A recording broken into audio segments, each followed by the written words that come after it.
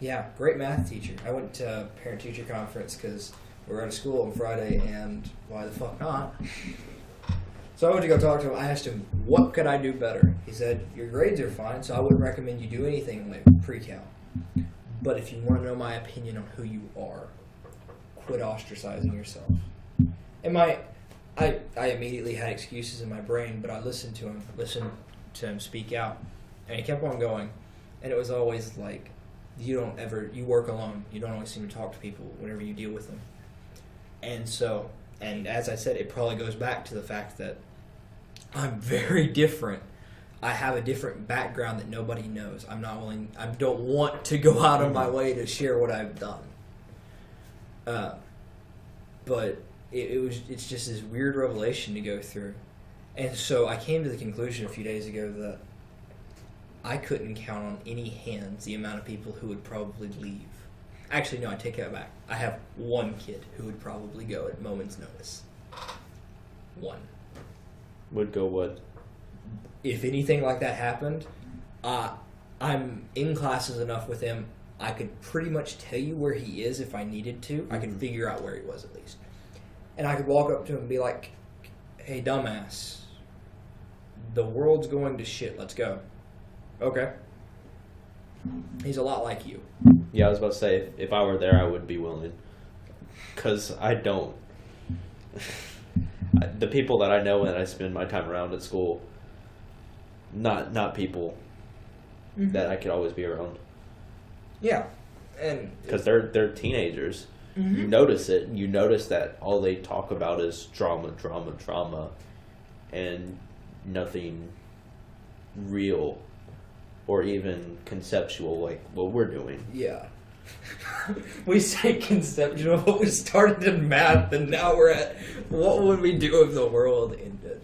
But yeah, I get what you're saying. Like, there's a real problem with that, and I notice it on a daily basis. Like, I have my lines drawn. Like, I won't put up with shit. I'm very old for a 17-year-old, but I won't put up with shit. Like, Discord. Everyone knows what Discord is, but we've had this discussion. I had somebody who started posting pictures of a girl who's in the chat. You don't do that. Or you start picking on people. You start like talking shit to everybody. Stuff of that nature. And you start trying to incite everything. And I mean, I've done it once or twice. I'm not going to say that I'm completely guilt-free. I mean, it's just I have my lines drawn where I won't deal with it. If it's repeated, things of that nature, I'll go out of my way to try and avoid it. And I feel bad for saying this, but over where I am now, it seems like people like me are the reason that there is drama. Because unlike Westview, everybody seems to have like these really broad horizons comparatively. I was about to say. Oh, like they have varying interests, like how you are. It's like I do science, I do video games, I do a lot of different things. I write poetry. I mean, stuff like that. I mean, there's just a lot of interest to go around. Whereas what I'm grouped in right now, it's a few of us go to school together, we play Overwatch, or we have history together.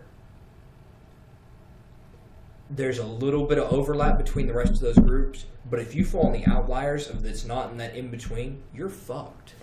And the same thing goes across the entire board. It's not just one or two groups. It's I fit in with so many different groups, or I have interest related to them, that I get seen as a problem because I associate with so many people. I know that issue. It's not as big of a scale, but I know the issue. Yeah. I have that issue as well. But, like, I didn't have the problem before because everybody had these broad horizons. And so you were able to connect everybody with lots of different groups instead of they only associate with this one small group of people or two small groups of people that are mutual friends together. They aren't good friends, but they're mutual friends. It's more like you've got all these little cliques. It's more like a stereotypical high school. Mm-hmm. And so people like me are the reason, at least I perceived as the reason why there are problems. And it's just one of those bad things because I listen to it. Because You hear all sides. I hear all sides of it, so I hear all the shit that gets piled on, and I hear all the drama, and it's just miserable. Or I get pinned on the drama, or I get connected to it, and yada yada yada. I hear all the two-faced natures of everybody. I hear everything, and it's bad. And it's just one of those weird problems that I see in some places I don't see in others. Like one that's as racially integrated as where I am right now, being 51% black. Yes, you see a lot of black people. You deal with a lot of them. You deal with a lot of Asians, Mexicans, across the board. It's not majority white at all. But even then, the shit that I hear, like, I come from a Southern background. I have racist family members. I will make comments that make me sound very, very racist. I don't mean them as racist. I say them like Bo Burnham. I say them as satire. I say them as comedy.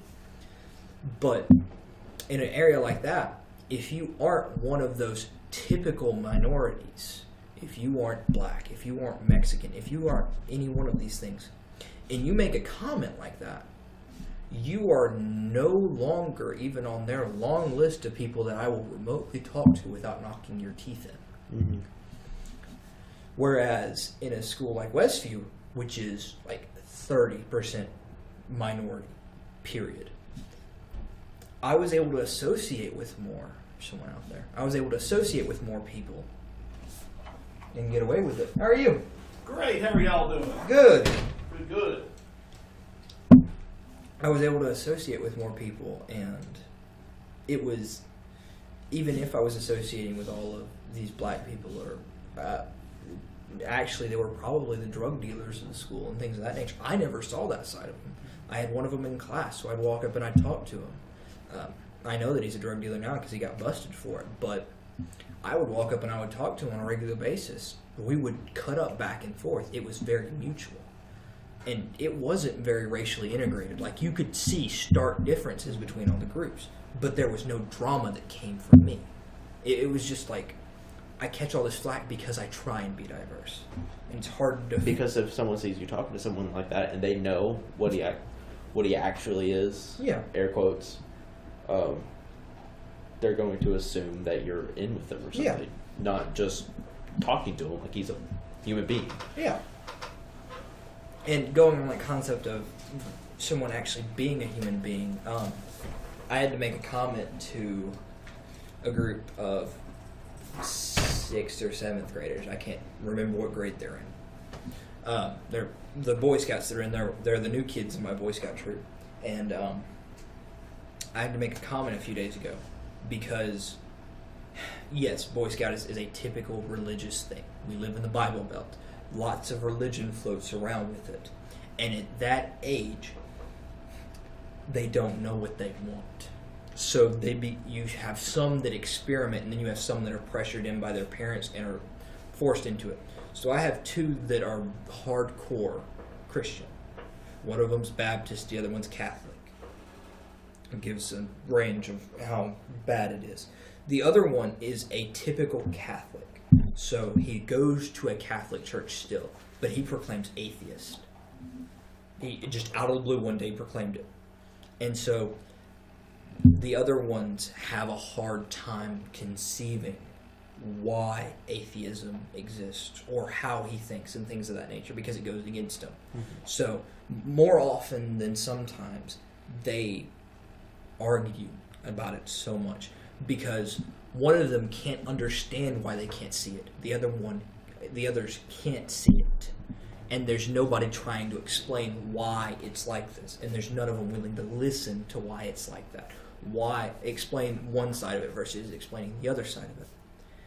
And so I had to put out the broad topic of, which I got explained to by an immigrant, actually, an Egyptian kid that I met. If you can't talk like human beings about anything, you don't deserve the right to talk. And it's a beyond true statement that I'm able to make. Politics, religion, love life, I mean, anything. Anything that's conceivable, we have some sort of taboo about it. many fetishes and kinks are shamed, air quotes, Tumblr's kink shaming, stuff like that. I don't know.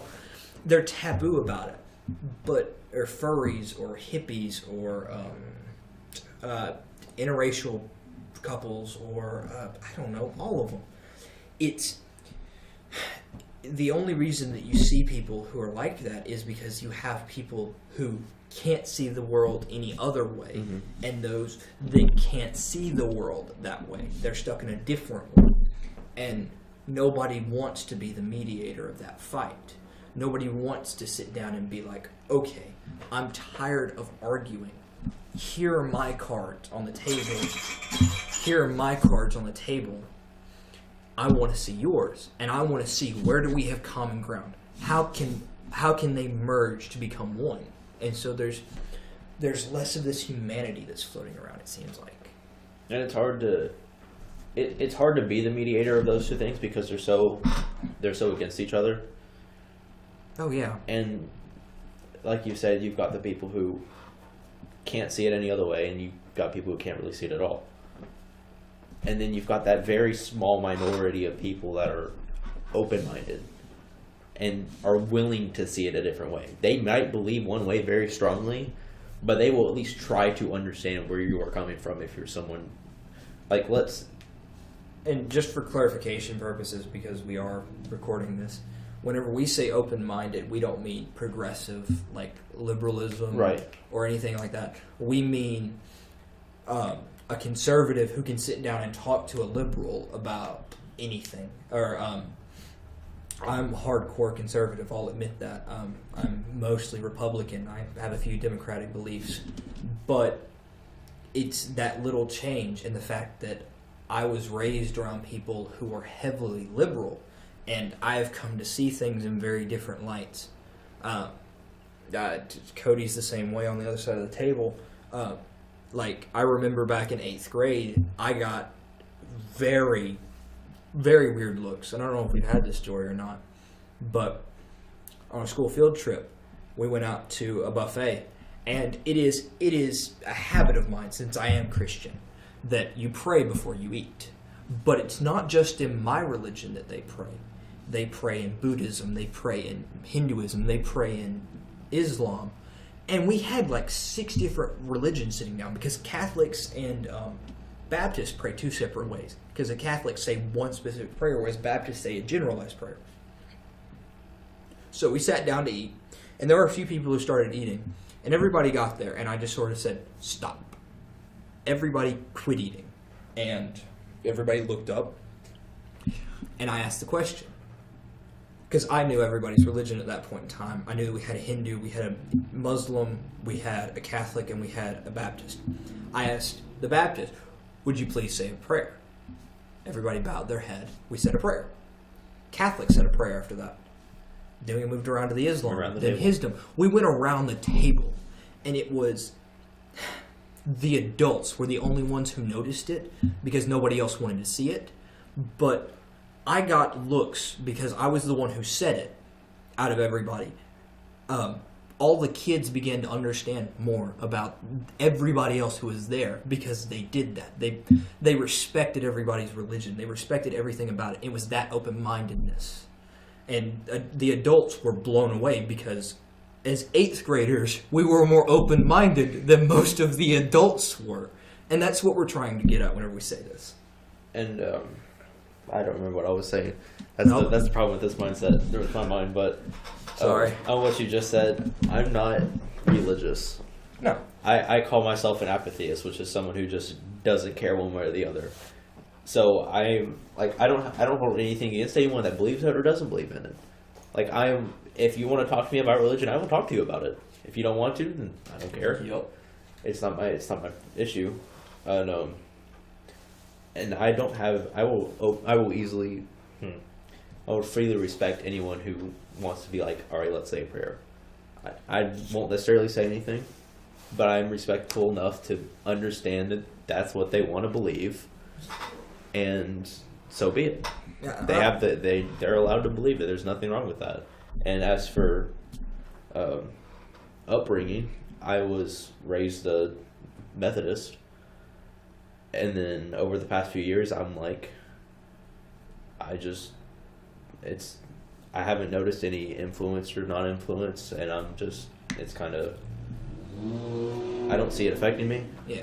And it's kind of, okay, well, I don't really care to bother. It's time that I could be spent doing stuff that I would rather do. Yep. And it's not going to help me or hinder me either way. And also, religion's been shoved down my throat for most of my life, and it still is. So I think that has something to do with it, is that it's pushed me away. Yeah. So I've been a bit less open to it, but at the same time, it's easier to understand where people are coming from. Yeah. And what you were saying before then was about people who aren't willing to mediate, the open-mindedness. About how, like, you have two different sides and it's hard to mediate that. I myself am open-minded. I know you are too. And we're willing to listen to basically any end of the spectrum. But there are lines that need to be drawn. There's some things that are just morally just not okay. Like Bo Burnham's comedic song, From God's Perspective. He's talking about how I don't need 1,000 words to basically tell you not to be an asshole. Yeah. I don't remember exactly the lyrics, but along those lines. Oh shit! I know this. Go on, I'll think of it. And he talks about how don't rape someone is just wrong. Shouldn't need to have to tell you that. Mm-hmm. It really is kind of the whole. That's a different story entirely. But that's for mediating. What? It was who needs 1,000 metaphors to recognize you shouldn't be a dick. Yeah. For mediating, it's hard. It is hard, and because you can offer up as much as you want, and you can take as much as you want. But if those people are not remotely willing to look at it a different way, there's nothing you can do. And to make it even better, you brought up morals into it, and I agree with you. Morals come into play a lot. And everybody does have a different set of morals. Yeah. But there's some things that are just universally no. Here's something that I wrote a while ago, and I think you've seen it in the Discord chat. But the difference between a person and a human is that one comes off the assembly line in a hospital to do its function. I'm referring to a person here. The other is born into a world seeing a problem. This is a human. Open-minded people who see the problem that people can't see eye to eye, or that there's a massive problem with just society in general. One fails to see anything behind the new societal updates it has, and it can't question why all of its and the other one can't help but stand back and question why all of its brethren are more like androids than living human beings. They're all set in their ways. They've been programmed to think one way, and they can't think the other. And it goes for everything. It's not just any one problem like religion, but it could be something as obscure as, I'm going to stay on the topic of furries. Something as obscure as a furry wandering around. Why are people so ashamed of wandering around in a fursuit for a while? I've been paid to dress up as Elmo. I mean, I would have done it for free because I was entertaining kids, but it was something that I enjoyed. Whereas everybody else probably saw it as I was making a fool of myself and hated it. It was just a separate mindset. Who can't question why all of their brethren are more like androids than living human beings, living the monotony of society with no way to break their perpetual cycle. They can't seem to fix themselves. They aren't willing to listen. They're doomed to be in the stream of streamlined ideas, while the sorry for the interrupt. Oh, yep, sorry. Technical difficulties. I fucked up. I admit it. But people are living the perpetual cycle. They are doomed to be in the stream of streamlined ideas. I'm referring to like hipsters and people like that just see like the feminism movement and they jump on board, or they see Black Lives Matter and that's the only thing that exists, and things of that nature. They just jump on board, and that's all that can go through their minds are these ideas. Or like we were talking about, people who see success and they want that level of success. They can't define their own success in that way either. They're stuck in the stream of streamlined ideas while the human is trapped, watching everybody around them staying trapped, all while being the most helpless that they could ever be. And in saying that, I was just referring to I saw it in a group chat because everybody became this apathetic, asshole-ish nature. Just because everybody seemed to be bouncing off one another. They had their ideas, but they wanted to shove everybody else's down to get theirs higher. Mm-hmm. They were willing to stand on the backs of everyone else in order to get there. And while in some cases that's good, like corporations, they have to be built like that. You have to have other people there. In society, in like normal everyday life, you shouldn't have to throw people down a well to try and make yourself feel better, to try and get your ideas out there, to try and make you feel more successful, things of that nature. And after a while, it just seems like all of society's become something like that.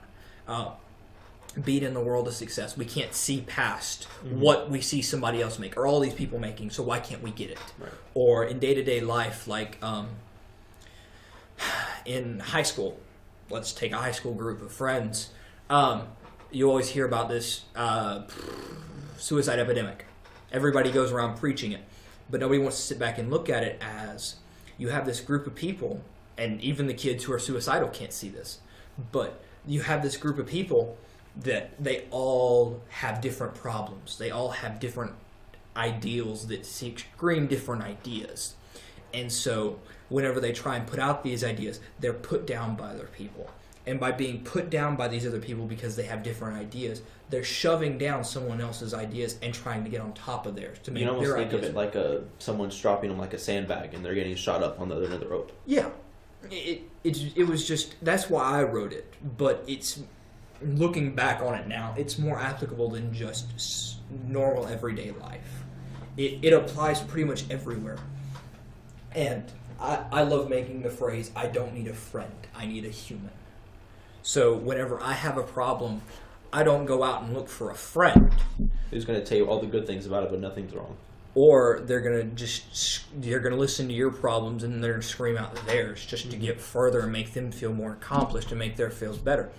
I want somebody, I don't care if you're if I hate you with all of my guts, but if you're going to be a human about it, and you're going to sit down and you're going to listen, and we're going to talk it out, one-on-one. I'm going to hear your experiences with this problem. Maybe you've had it, or maybe you've never had the problem, but you can imagine what it's like to hear your side of it. It makes life so much better. And so I've been known to post it several times in a row, and I had the response of, why can't your friend be a human? I never said that my friend wasn't a human. I will outright say that I know people who I consider them to be friends, but I would never go to them in times of a problem. They might come to me. I don't know. I completely agree. But I would never go to them for a problem. Like, we've had long discussions about problems that we've had because either we've had similar problems or we've had things like that. Or we can imagine what it's like, and it's just conceivable to us.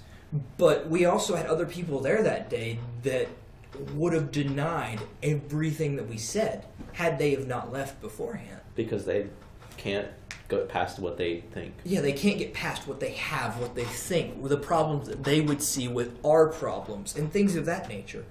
Because everyone finds a problem in a problem. Yeah. It's just one long, drawn-out perpetual cycle. And if you can't figure out the difference between your friends and humans, they're like two separate races almost. It's like a Venn diagram. You've got people and you've got humans. People can be friends, humans can be friends. Your friends can be either group. You're searching for that small sliver of the group of friends that you have that can be human. But it could also be anyone else from it. It's that small group, and you've just got to figure it out with life. And I feel like that's a discovery that not a lot of people make. Right. it.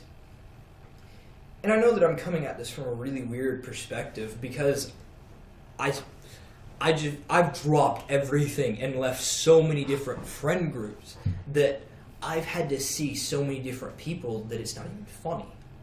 Like I think we've had this discussion before because you made the comparison over the summer. We were talking about groups of friends and who you were going to hang out with. And you were talking about how you went out and you'd hang at the pool with one of them, and then you go out to the park and hang with a different one. And then, so where do I fit into all this? You're on a little island out by yourself. And it's true across the entire board. Like, I can't tell you a group of friends that I've hung out with more than others. I can also tell you groups of friends that I've been kicked out of because of that. And so I've had to move on into other groups. I've gone out and I've done things and I've made friends. I've moved schools. I had to make more friends. But in seeing all these people, and you have a completely separate view of it because you aren't as vocal as I am. You aren't as social out of the gates. Become more so over the years, but you become more social as you know people, but not just right off. No, the gate. just in general, I have become more.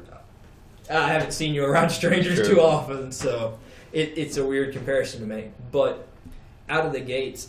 So I don't see as many problems in the same group as you would, seeing it over time. So we do come from two separate sides of this. But that's one big problem that I've seen. And even in this Discord chat that I'm in, that I have to moderate now, they've all been friends for so long, but then they figured out this person's suicidal because they have anxiety over something. This person's suicidal because they lost a parent and they can't stand the other one. This person has something. I mean, there's just a list of problems. So they learn what pushes their buttons or what's the flaw in it. Why can't they fix it? Like depression. I was like this for a long time, so I'm not going to say that I'm speaking of a guilty tongue, but I still don't properly understand depression or why people get it, why people keep it. Chronic depression, whenever I'm speaking of this. I'm not speaking of like momentary depression, because I've had that a lot. But like long-term chronic depression, because for me, at least, I don't have a one-track mind. Or I do have a one-track mind, I guess. It depends on how you look at it. But whenever I get off topic, I run with it. It's not just, I can't stay stuck on the same thing.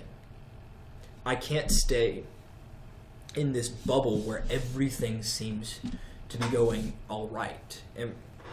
And so... just think of it like a pinball machine. Yeah. You'll bounce back and forth everywhere, and occasionally you'll go back and hit the same spot. Yeah. But that's just me. Apparently I know people who have chronic depression, and I can't understand them. Because to me, from my perspective, I should be able to sit down and comfort you for hours on end, or just get you completely off topic and make you smile with something else. And if I get you stuck on that topic, you should be fine, in my book. But I know that that's wrong. I know that has to be wrong given some of the people that I know.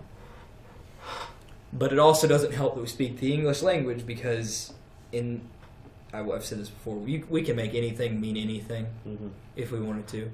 I could take any of these problems any of these things that we've saying and tie it to something that's so bizarre off, like I've been doing. We could call it a chair. We could call it a chair, but chairs, all the problems that people sit on the backs of, we have to sit on top of all of them just to make one thing right. I mean, it could be anything. It's just the way that we're taught. But that's the whole purpose behind it, in my book, at least. But yeah, no, it's this weird thing. It's like this weird cycle that we're stuck in. And a German friend of mine, who's now out in Oregon, he told me this a long time ago, but he said, Germans have this theory, and I don't completely agree with the theory, but I feel like it could be applicable to what we're talking about now. He said, Germans typically believe that there are three types of people. Your gammas, your betas, and your alphas. Gammas being the people who always seem to have problems, can't seem to fix anything. Betas are your average people, and they're just like your average Joes. They've got a few things that they're good at, yada yada yada. Alphas are the ones that are extremely good at what seems like everything, and so it was just like this varying level thing. And while I may not agree with that entirely, the same thing could be said, instead of saying it about people, you could say it about society. You could see that it may not be entirely true, but generally, more often than not, it's true. Oh yeah. Because I know personally, if people heard that theory, they would look at me and call me an alpha immediately. Because I do something and I'm good, and I'm immediately do pretty well in it. But it's kind of a matter of I'm naturally good at it. I have experience over the years from other stuff that helps with it. It's not just you get it like that. We're not Bugs Bunny. We don't have the natural talent to do whatever we want. Right. Which is where I see that problem rising from. But I just remember that conversation because I never agreed with it. Because I felt like there were so many other factors that played into it outside of just birth and genes. But instead, I would like to take that and relate it to, and instead of making it small percentages that are at the bottom of the barrel and at the top of the barrel, let's instead make it where the middle gap is the smallest. Like how the American economy is going right now, the middle class is being cut down to slim sizes. Let's treat it like that. Only we've got this could be applied to any opinion in the world. Because this seems to be the overarching theme of whatever we're talking about. But let's take politics, for example. You've got two major parties. You've got Democrats and you've got Republicans. Okay.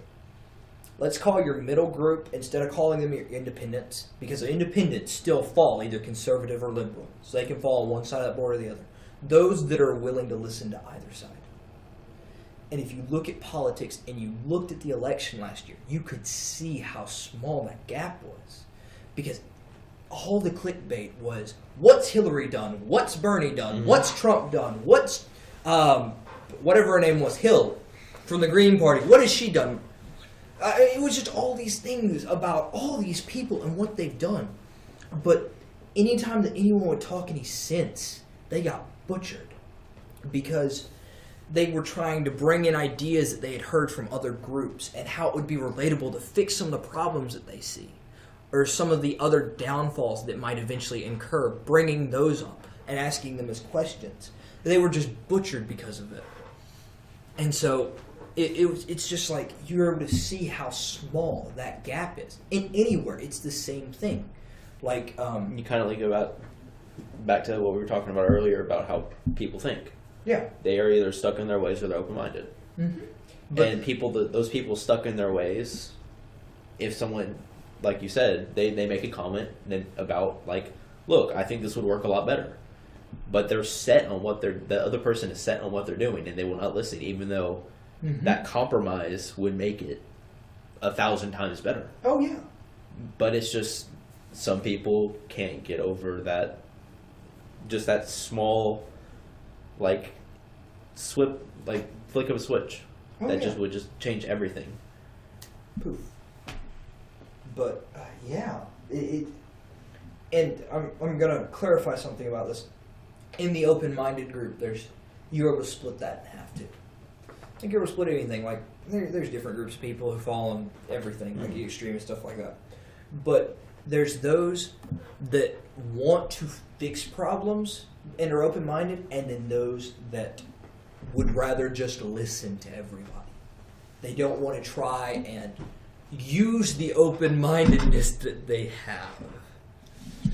I think you fall more in the problem solving. I fall more in the other one, but I can be in the other one too. I feel like you actually fall more on the other one than anything. I'm willing to give a solution, but most of the time, I pass up on the opportunity to present a solution because I know that every time I say it, it gets shot down, and it's you kind of get to the point where, I can't do anything, so why would I say something? Yep, I agree with that statement. And it's beyond true. But whenever I don't think of you as that nature, I would think of Adam. Adam would be my perfect example of he just wants to listen to everybody. Because for the rest of the people out there, Adam is this kid who he's open to any idea under the sun, but you have to go up and talk to him. He won't come up with the idea himself. Or if he does come up with an idea, he's going to carry it to somebody else who thinks like him and is going to give it to them, and then they're going to run with it. He's not going to give the solution to anybody who thinks differently. He's not going to take the open-mindedness and try and combine the two of them. I mean, it's just that scenario, and that's who I would consider in that area. And there are a lot of people like that, which is why I think it's more comparable to like socioeconomics, where you have poverty, you have rich, and then you have everybody else. That middle class is changing. There's people here again. That middle class is changing, and it's flexible. So, like, even if you were to split it, there'd still be a large hunk on both sides of it. It's just that one side seems more favorable than the other, given everybody's opinions. Yeah, you're right. And you can split it down as much as you want. Eventually, you're going to get to where you can't split it anymore. Oh, yeah. And at that point in time, you still have a split. Yep. Oh, and talking about splitting it, eventually you're going to get to the point where you're left with individuals, which is where we are now. And I have a problem with that because, and you may see this completely differently, I don't know. I haven't said this to you yet. But there's a separate idea that this individualism has to exist. It has to. But it's this weird sort of set where in having this individualism, we've lost everything that made humanity thrive as a whole.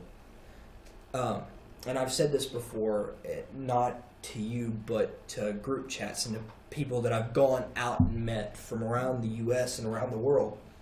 I've gone up and I've talked to them, and the typical response that I have is that, at least from people around the world, is that America's full of individuals, but nobody wants to try and go out of their way to help everybody else. That's right. And that's exactly how it looks. And as I've said, the human in person thing, it can be related to that as well, but instead of it being people stuck in their ways, just split them up into two separate groups. You've got, like, we mentioned the top 1% of people that you've got more than the rest of the 99%. I don't care. This 1% of people are going to be the people who are actually human. That it's probably lower than 1% of people who are actually human. Who, like back in prehistoric days, whenever there would be a lion that would come up in the savannah of Africa, there would be a pack of coyotes or hyenas or anything. They would come up and start running. Yes, there would be that immediate fear of, I'm going to die if I stay here. But then there's the second thought of, if I don't go back and tell everybody, then everyone's dead. And nowadays it seems as if that threat comes up, that person saves themselves. Yeah, it's always, I'm looking out for me. But that didn't exist. Patriotism. Nobody likes that word anymore. We all have to be individuals. NFL, them kneeling for the national anthem, all that. People not saying the Pledge of Allegiance. I mean, yes, but they do it because they want to stand up for their individualism. They want to stand up for all this stuff. But what they can't realize is that patriotism isn't about whatever country it is or whatever it is. It's about you coming together as people to help everybody in the group. For you to be an individual and say that your problem matters, but to say that I don't care what the rest of the group thinks. I don't care if the rest of the group agrees with me. I don't care if the rest of the group thinks like I do. You've now eliminated any chance of your problem ever existing in the first place outside of you and maybe one or two other people. It might catch on for a little bit, but it's going to die eventually. Because that spark of individualism is just going to thrive throughout people. Whereas if we see problems like Thomas Jefferson said it whenever they wrote the Declaration of Independence and the Constitution, this document should not bind future generations. Instead, they should have the right to rebel against an unjust government that does not perform the actions that they need. Like they did. Like they did, yes. But the similar circumstance is that today, we all have this individual thought, and we can't come together long enough to realize that if anything isn't going right, or if anything isn't working, why that can't happen. Why can't it work? And just things of that nature. And it's this weird concept for people not to get, because it would seem so brainless to me. Like, yes, I should be out to help my fellow man. I should be out to help the little old lady down the street. I don't care what she thinks. There's a fire that's going down the street. I'm going to go out of my way to help as many people as possible. I'm not going to see the fire and go start running across town. I'm going to call the fire department. I'm going to go try and get people out of that house. Yada, yada, yada. Things like that. I'm not going to be out of it to search for. I'm not going to be out of it for me. Because I know if I'm the only one who knows it, if I'm the only one who thinks it, then I've failed in trying to represent what I am. So in doing things like having patriotism and having nationalism and things of that nature, having respect or having a group that you're a part of, your problem gets out there. You have a legacy that's left for that problem, and it's more likely to be addressed. It's more likely to be fixed. It's more likely to have a backing of it, because now your problem, Black Lives Matter, let's take that as an example. Black Lives Matter's died down for the most part. It had its one huge spike, and now it's fallen down. Sort of like the Black Panthers. They had a huge spike, and now it fell down. Because it was one idea that came up, and everybody had a different perspective on how to fix it. Everybody had a different solution to it. Nobody was willing to sit down and say, okay, this is either the best solution or it's the best compromise that we can come up that would fix all of the problems and still leave it intact to where it won't happen. Nobody wanted to sit down and work at it. Nobody wanted to sit down and think about it a little bit more. Nobody wanted to. They all wanted to identify, well, I'm a part of Black Lives Matter because I support ending racism. Well, how do you end racism? Well, how do you propose? Well, you get rid of all white cops. But then what about whenever it's the opposite of racism? Whenever it's the opposite of your racism? You get rid of all black cops. Well, there's no cops left. You get rid of all your Mexicans, all your Asians. You get rid of all your justice. Well, then you're left with a problem. Instead, you have to come up with some other solution, because everybody had a different definition of what racism was, what defined what it was. And that's the other thing about language and words themselves is, like, you can say one thing, but what you think inside will never be fully gotten across. Yep. And it's just, you have to be able to come to a conclusion to be a person. You have to be able to come to a compromise. You have to be able to think outside of whatever your brain thinks. Like, I had the question asked a while back because I did an AMA over a few group chats, and it was, what was the last mind-blowing thing that you saw? And I was honest. I said, I haven't seen anything that was mind-blowing outside of people that I've talked to. Because the people that I talk to say something that's so different than what I can think. I can't see it. I can't do anything with it. I have to try and imagine it myself. And that process of trying to imagine it makes it mind-blowing to me. It's like what people say reading a book is. I don't like movies that are based off of books that I've read, because at that point in time, I lose every image that I had of what it would have been. Instead, I'm left with somebody else's, so it's no longer as special to what it is. And it is, but even then, you go back to a game like Telephone, it's as primitive as it is. You also see how far that can get you in the long run. So, yeah. And on the whole individual, I guess, / what's the other word? Collectivism, if that's what you want to call it. Hive mind, almost. Almost. I don't see anything wrong with individualism. To a point. To a point. Like, everyone can be their own person. But if it comes down to it, people need to be able to work together. Because they always say 2 heads is better than 1. Generally, that's pretty true. Sometimes you might want to run on your own, but the reason you do that is because you don't have that other head. Mm-hmm. And there's no other person that can fill that other head that you have yet to meet. Yeah. And then it gets down to the point where you find that other head and you realize that, oh, hey, this really is true. 2 heads work better than one.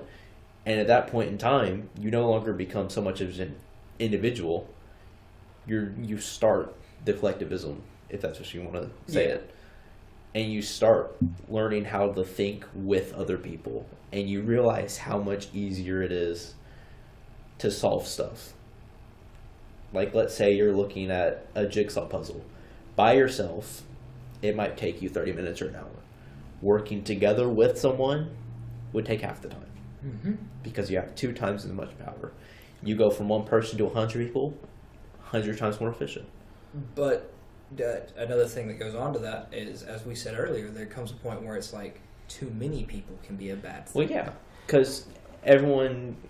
There's too many hands in the pot at some points in time, which is why it takes experimentation. It takes people understanding this idea long before they reach adulthood. Like, people always say the 20s are the greatest point in your life. You're out partying with everybody, but you aren't, if you didn't understand before then what it took to be a person, or what it takes to be a human, what it takes to have these problems and connect with people on a much more than face value, it brings out something else in them. But if they don't understand it from an early enough age, then it's ruined. And I don't know what kind of group this would ever appeal to, ever, but it's just a word of, if you don't have like this thought that can be cohesive from the get-go.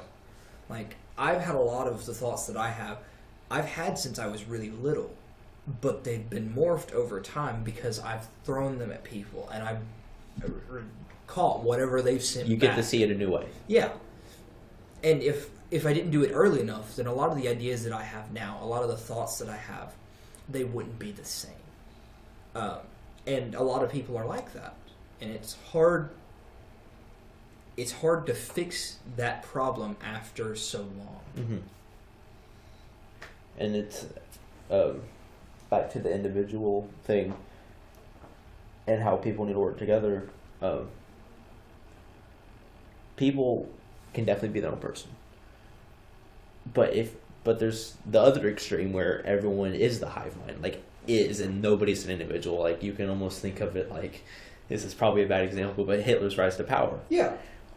He just says something, everyone repeats it, very basic, but it gets everyone thinking on the same thing, which is his thing.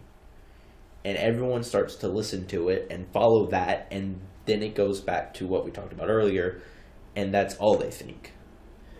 So when you get in people that think on their own and that, you start seeing some different effects, such as people who speak out against it, or people who work to improve it, for better or for worse. And then there's that whole, what's better and what worse, it all depends on the person. People think differently and whatnot. Oh, yeah. But, yeah. Well, I think we might as well introduce ourselves before we actually cut out, because we forgot to do that. No, we didn't. That's not necessary. That's not necessary. Yeah.